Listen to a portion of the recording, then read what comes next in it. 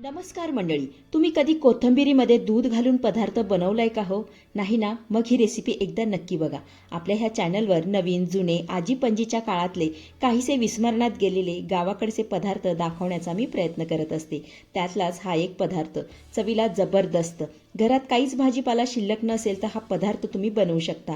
Recipe आवडल्यास एक like नक्की करा. चला तर मग वेळ न घालवता लगेच रेसिपीला सुरुवात करूया. सर्वात अगोदर आपण एक वाटण तयार करून घेऊया. त्यासाठी छोट्या मिक्सरच्या भांड्यामध्ये मी 3 ते 4 हिरव्या मिरच्या घालतीये. त्यानंतर 7 ते 8 लसूण पाकळ्या यामध्ये घालूया. अर्धा इंच आलं. त्यानंतर अर्धा चमचा यामध्ये आपल्याला जिरे घालायचंय. आता ना ह्या सर्व साहित्याचं मस्त असं एक वाटण करून घेऊया. तर इथे आपलं मस्त असं वाटण करून तयार झालेलं आहे. हे बघा, थोड्या वेळासाठी आपण हे वाटण ना बाजूला ठेवूया. त्यानंतर इथे मी ना मुठभर मस्त अशी ताजी ताजी कोथिंबीर घेतलेली आहे. आता ही कोथिंबीर स्वच्छ धुवून यामधलं ना सगळं पाणी मी निथळून काढलेलं आहे. तर सर्वात अगोदर ही कोथिंबीर ना आपल्याला बारीक चिरून घ्यायची आहे. मस्त अशी ही कोथिंबीर ना बारीक चिरून घेऊया.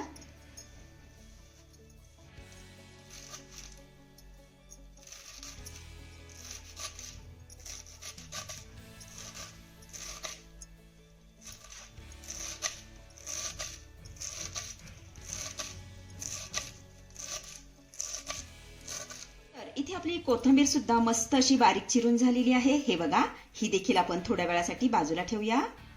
त्यानंतर इथे मी ना 1 वाटी बेसन पीठ घेतलेलं आहे. आता हे बेसन पीठ मी एका वाटीमध्ये काढून घेतेय. त्यानंतर तयार केलेलं वाटण यामध्ये घालूया. त्यानंतर यामध्ये घालूया चवीपुरतं मीठ. त्यानंतर पाव चमचा यामध्ये आपण हळद घालूया. पाव चमचा हिंग. त्यानंतर 1 चमचाभर यामध्ये आपण तीळ घालूया. आता हे सर्व साहित्य ना आपल्याला चांगलं मिक्स करून घ्यायचंय.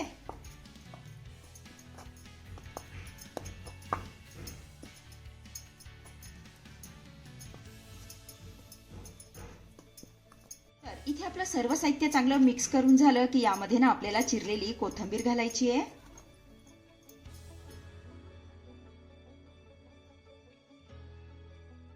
कोथिंबीर घालून झाली की यामध्ये ना आपल्याला थोडंसं दूध घालायचंय आणि याचं सरसरीत मिश्रण तयार करून घ्यायचंय. तर सुरुवातीला मी अर्धी वाटी दूध यामध्ये घालतीये. छान मिक्स करून घेऊया. यामध्ये ना आपल्याला गुठळी ठेवायची नाहीये. सगळ्या गुठळ्या छान अशा मोडून घ्यायच्या.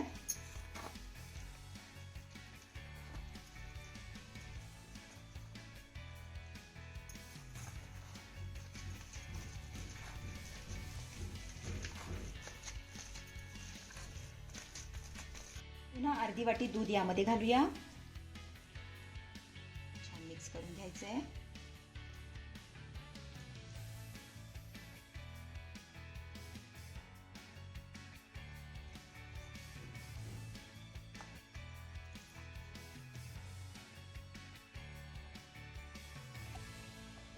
इथे तुम्ही बघू शकताय आपलं हे सरसरीत मिश्रण बनवून तयार झालेलं आहे. आता हे मिश्रण तयार करण्यासाठी ना यामध्ये मी दुधाचा वापर केलेला आहे. तुम्हाला जर दूध वापरायचं नसेल तर पाण्याचा सुद्धा वापर करू शकता, पण दुधामुळे ना पदार्थाला खूप छान अशी चव येते. त्यामुळे दुधाचा वापर आपल्याला इथे करायचा आहे.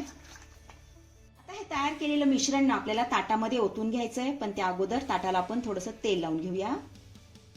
तेल आपल्याला सगळ्या बाजूने छान असं व्यवस्थित लावून घ्यायचंय.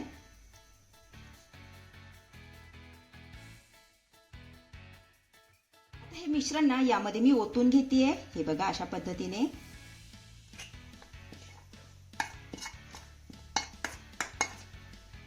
त्यानंतर कढईमध्ये मी 1 ग्लास भरून पाणी गरम करण्यासाठी ठेवलं होतं. पाणी देखील आपलं चांगलं गरम झालेलं आहे. आता हे मिश्रण ओतलेलं ताट ना यामध्ये मी ठेवून घेतेय.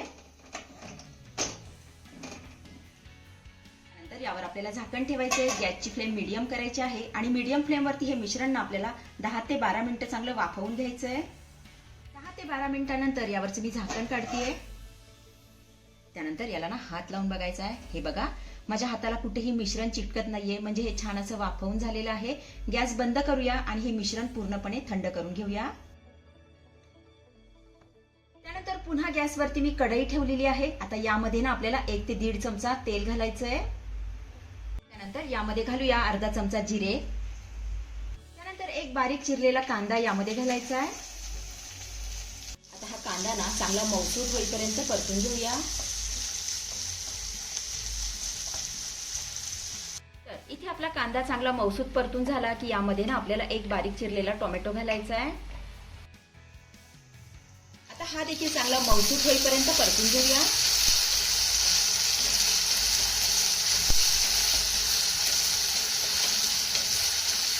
चला, इथे टोमॅटो आपला चांगला मौसूद परतून झाला की यामध्ये आपल्याला 1 चमचा किसलेलं आलं आणि लसूण घालायचं आहे.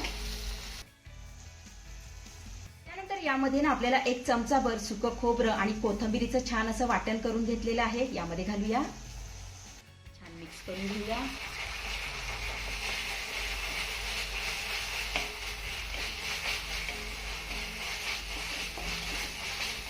वाटण आपलं चांगलं मिक्स करून झालेलं आहे. आता यामध्ये ना काही मसाले घालून घेऊया.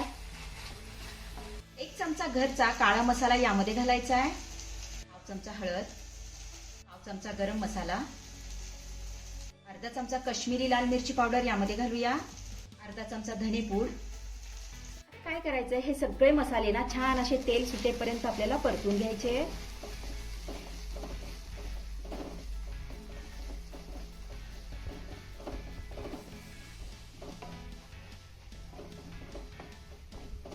इथे आपले सगळे मसाले छान असे तेल सुटेपर्यंत परतून झालेले आहे. आता यामध्ये ना आपल्याला 2 ग्लास गरम पाणी घालायचंय.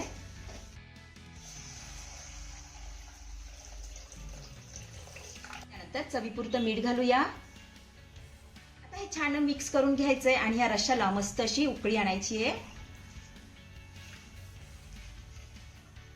इथे आपल्या रश्श्याला छान अशी उकळी येते तोपर्यंत आपलं हे मिश्रणही थंड झालेलं आहे. हे बघा, आपण ना याच्या आता वड्या कट करून घेऊया.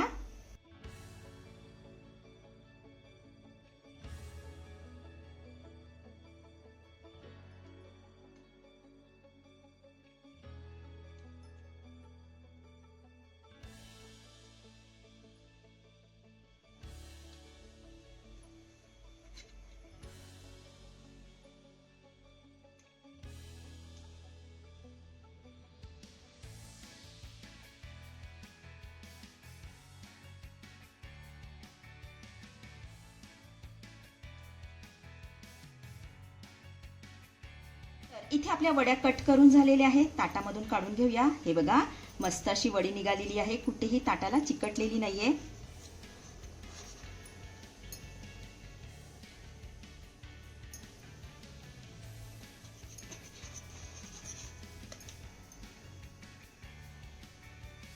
तर इकडे तुम्ही बघू शकताय रश्श्याला देखील मस्त अशी उकळी आलेली आहे. आता कट केलेल्या वड्या आपल्याला यामध्ये सोडायच्या.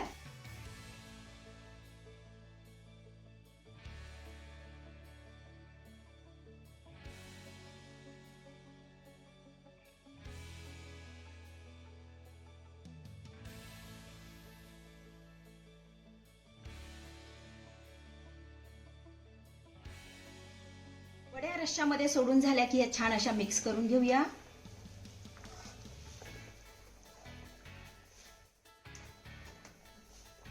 त्यानंतर यावर आपल्याला झाकण ठेवायचं आहे. गॅसची फ्लेम मीडियम करायची आहे आणि मीडियम फ्लेमवरती ह्या वड्या ना 2 ते 3 मिनिटं आपल्याला छान अशा शिजवून घ्यायच्या. 2 ते 3 मिनिटांनंतर यावरच मी झाकण काढतीये. एकदा ही भाजी ना तळापासून आपल्याला चांगली हलवून घ्यायची आहे.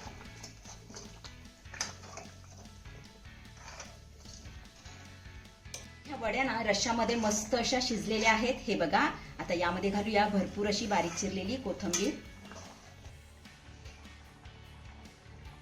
तर इथे आपली दूध वडीची रस्सा भाजी बनवून तयार झालेली आहे. चवीला जबरदस्त लागते. अतिशय साधी आणि सोपी रेसिपी आहे. नक्की करून बघा. आपण आता ही भाजी ना काढून घेऊया.